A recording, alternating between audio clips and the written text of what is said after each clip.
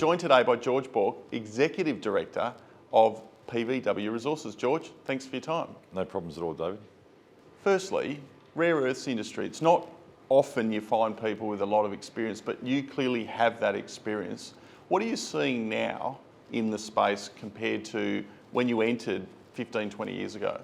Yeah, look, so I joined the space in 2005, 17 years ago.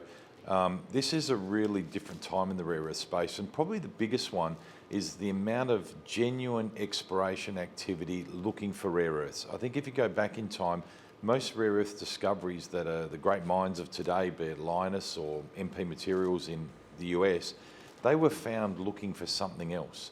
So this last period of time is all about actually focusing on rare earth exploration and outcomes. So that's probably a really big difference in people going back over ground that just wasn't looked at for rare earths. And the geopolitical landscape has changed significantly as well. People are now understanding the importance of rare earths and why it's important for countries and regions to own the production and own the exploration outcomes.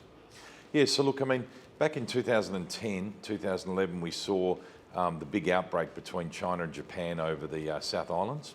And what happened there was a moment where they said, we're not going to give you rare earths. And then that all got covered up and the WTO got involved, etc.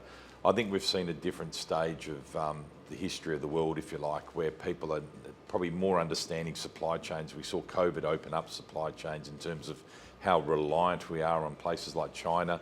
The EV evolution is here. People have seen that it's real.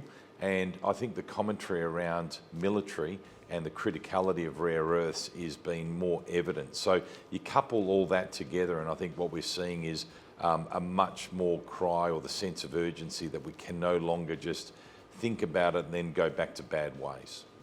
So you've seen the last 15, 17 years. What do you think the next 15 to 17 years would look like?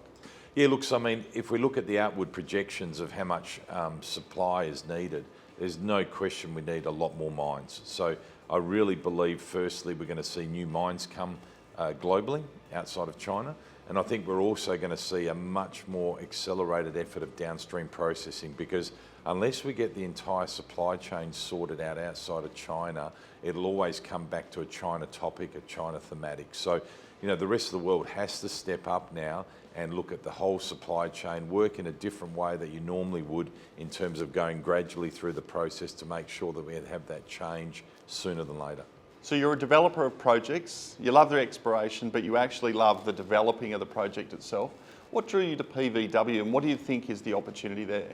Yeah, so look, had a great career at Northern Minerals, where we went from greenfield exploration all the way through to producing mixed rare earth carbonate and selling it on the global stage.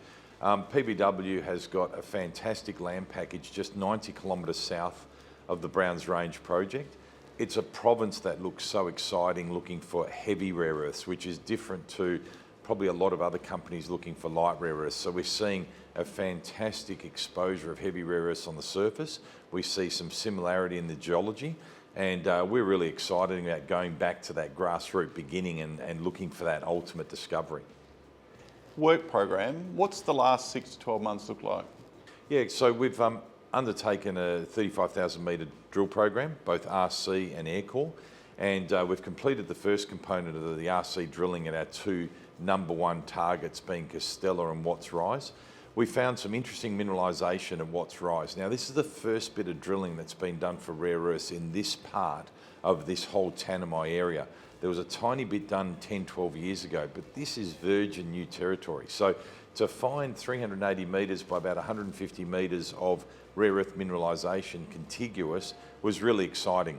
It's not stacking up to be an ore body, but where there's smoke, there's fire. And we're really excited about following this up with some, we're looking at ground-based gravity, and we're looking at structural geologists going on site to go and find a bigger trap where you can ultimately find a volume mass of this rare earth that will become an ore body. So is that the next 6 to 12 months, getting further drilling done, further analysis done to look for that trap and look for that ore body? Absolutely. So we'll finish up the program in November this year. We're in the area of the wet season. So we really can only work till the end of November, if you like. So we're trying to get as much as we can done before then. There's going to be an enormous amount of data to process over the wet season, and we'll be making sure that the minute that rain has gone and the ground's dried up there, that we'll be back on the ground in 2023 to find that ore body. You've got the experience behind you, an exciting land package, much to be done, much already done, a stock to watch, PVW, exciting times ahead. Thanks, Dave.